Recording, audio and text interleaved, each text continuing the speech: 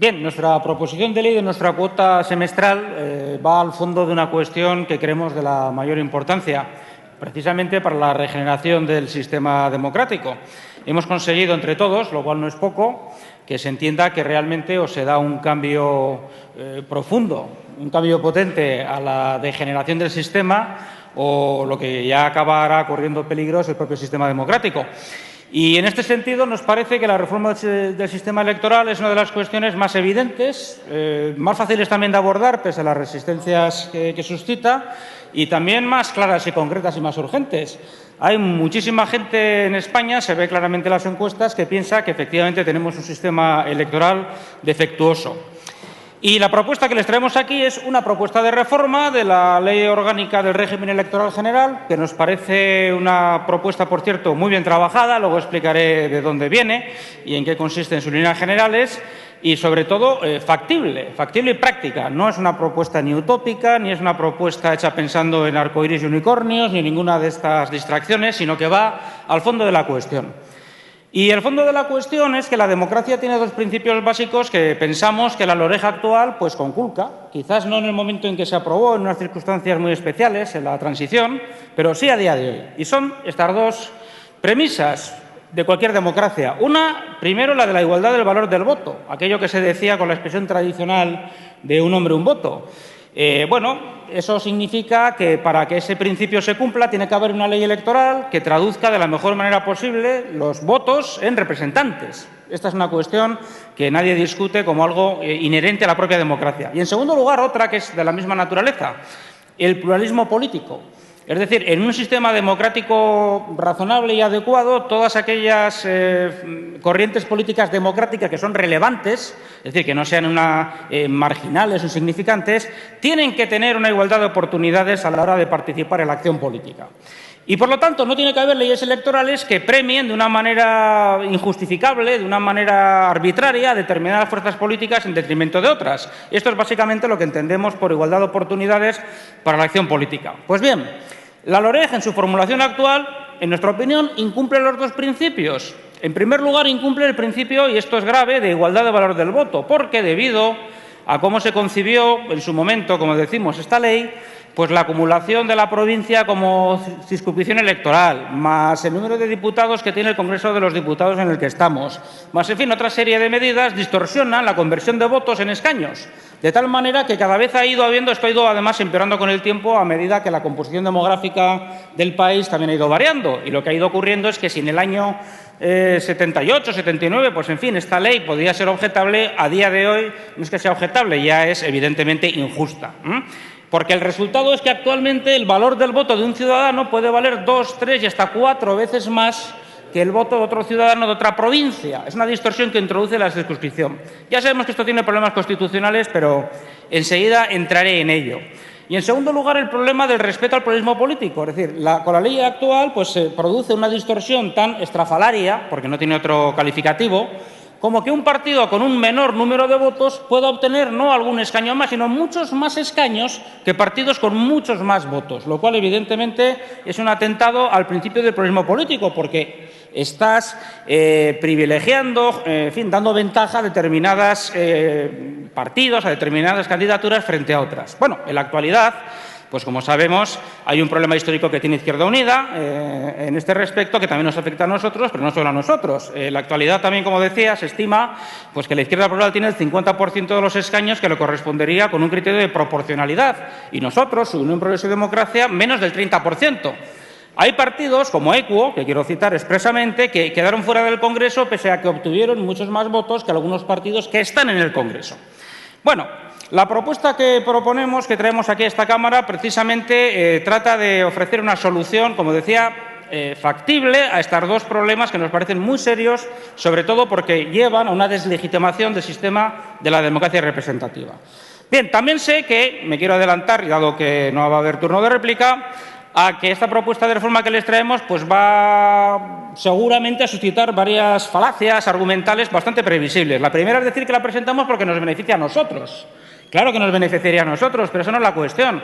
Cuando en una democracia un colectivo, sea un sujeto jurídico, sea una persona o un colectivo, está padeciendo una discriminación, si consigue que se le haga justicia, no es ella la que consigue un beneficio, es el conjunto del sistema.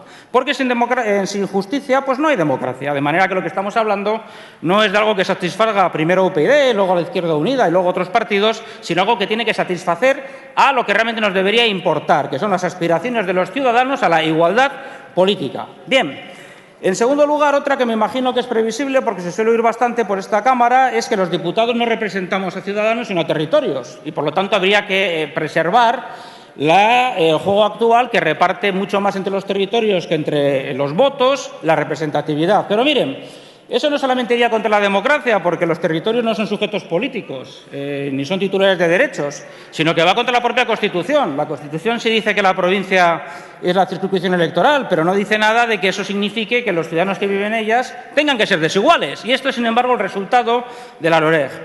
En tercer lugar, otra que también me imagino que desfilará por aquí, decir que la gobernabilidad y la estabilidad del sistema pues es algo prioritario. Bueno, sin duda son cosas a tener muy en cuenta. Pero la propuesta que les hemos traído, si se han tomado, que supongo que por supuesto, la molestia de estudiarla, sí prevé una prima razonable al partido ganador para poder garantizar que va a haber una gobernabilidad, pero que no se haga a costa de la representatividad del Congreso de los Diputados, que es lo que ocurre en la actualidad. En fin, finalmente también se podría añadir pues, que presentamos una reforma que es discutible, faltaba más, claro que es discutible, es más, fíjense, la tenemos para que se discuta, que no es la ideal, que puede ser técnicamente complicada. Bueno, pues muy bien, pero estas alegaciones se deberían resolver en una tramitación y por eso les pedimos que voten a favor de la tramitación de este proyecto de ley y luego ya podríamos trabajar para llegar a un acuerdo satisfactorio para que, como decía al principio, insisto, tengamos un sistema electoral que garantice dos cosas, que son las que ahora no se garantizan. La igualdad del valor del voto de los ciudadanos con independencia del lugar donde vivan y, en segundo lugar, la representación del pluralismo político en el Parlamento. Estas son las cuestiones, las dos que realmente nos importan. Bueno, el sistema que les hemos traído no lo hemos elaborado directamente nosotros. Tengo además el gusto de decir que es un proyecto trabajado durante muchos años por el Grupo de Investigación de Métodos Electorales de la Universidad de Granada, que dirige el catedrático Victoriano Ramírez, que creo que nos está acompañando, o sea que pues aprovecho para decirle que muchas gracias por dedicarnos parte de su tiempo, porque además pensamos, y lo ponemos en práctica, que los grupos parlamentarios representamos a los ciudadanos y es realmente un privilegio que haya quien, con conocimientos técnicos superiores a los nuestros, pues nos haga ofertas como estas que solucionan los problemas de los ciudadanos y de los grupos parlamentarios. Bien, esto es un sistema biproporcional. Como habrán visto también en la exposición de motivos, ya está en vigor en algunos, en algunas partes en Suiza, etcétera. Esto no es ningún tipo de indirecta que nadie tenga que tomar a mal, sino simplemente el hecho de que un país como Suiza, de solvencia democrática reconocida y que está en un constante proceso de mejora de sus instituciones representativas, pues ha encontrado que el sistema biproporcional, pese a sus complejidades, satisface varios requisitos. ¿Cuáles son? Bueno, yo, haciéndome eco de lo que dice el profesor Victoriano Ramírez, les citaría 5. En primer lugar, este sistema mejoraría la representatividad del Congreso manteniendo la gobernabilidad. En segundo lugar, garantiza a todos los partidos que se presentan a elecciones una alta proporcionalidad, porque viene a garantizar que se reciben más del 90% de los escaños que corresponderían a los votos a nivel nacional si hubiera una proporcionalidad pura. En tercer lugar, es coherente, porque esto impediría o erradicaría una de las mayores distorsiones de esta Cámara en la actualidad, que es que haya partidos que tienen muchos más representantes que otros con muchos menos votos.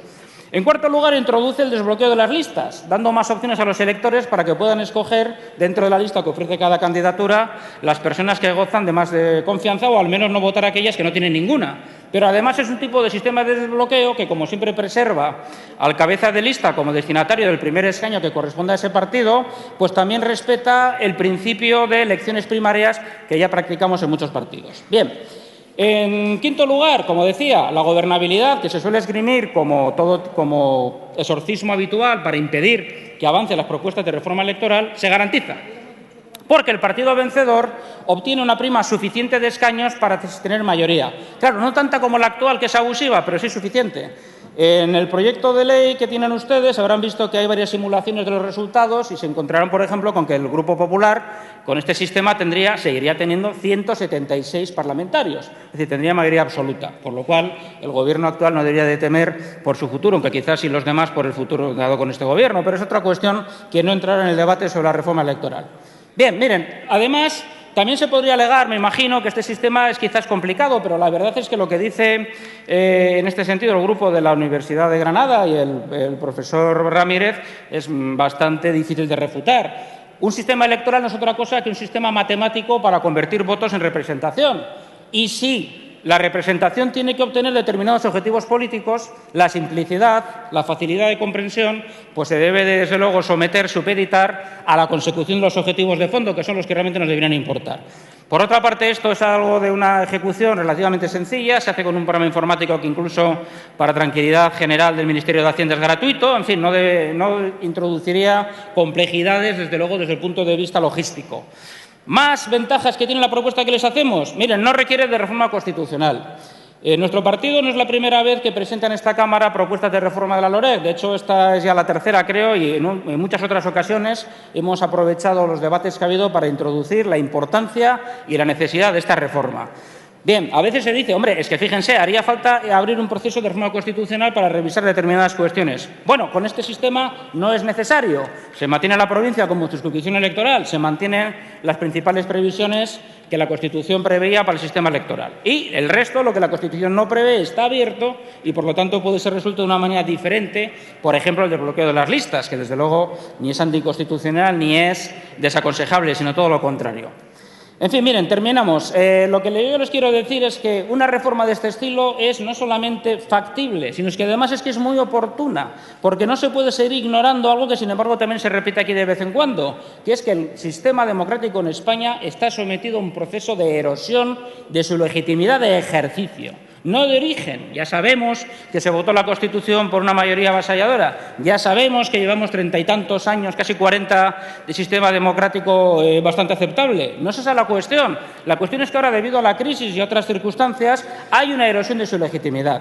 Y contra eso hay que reaccionar. De hecho, ustedes mismos, me refiero al Grupo Popular y al Gobierno, han reaccionado proponiéndonos a los demás grupos un plan de regeneración democrática. Muy bien, aquí tienen. Esto es regeneración democrática, esto es una iniciativa para regenerar el sistema sin romperlo, para cambiarlo desde dentro, para tener una ley electoral que permite a partidos que ahora no están aquí y que tendrían que estar, tener representación, para permitir a partidos que tienen una representación inferior a la que les corresponde, tener una representación parecida a la que les correspondería en un sistema de proporcionalidad pura, que tampoco es del todo lo que se propone, porque efectivamente se somete de un modo razonable, creo, la gobernabilidad como objetivo que también hay que mantener. Miren, para acabar también, el Consejo de Estado, ya en una legislatura anterior, bajo el Gobierno de José Luis Rodríguez Zapatero, hizo un informe muy interesante en que proponía algunas reformas del sistema electoral que coinciden con las que proponemos aquí. De manera que esto no es ni aventurero, ni improvisado, ni una ocurrencia, es todo lo contrario. Es una propuesta que sale del trabajo tanto de matemáticos y expertos en cuestiones de tipo de sistemática respecto al sistema electoral, como del Consejo de Estado y de una elaboración, si quieren, más politológica o más teórica sobre las necesidades de la democracia. Esto es algo que hay que hacer. Se puede retrasar. Y cuando se retrasan las decisiones que hay que tomar, normalmente se toman en peores condiciones. En fin, reflexionen sobre ello. Lo único que les proponemos es que se apruebe la toma en consideración.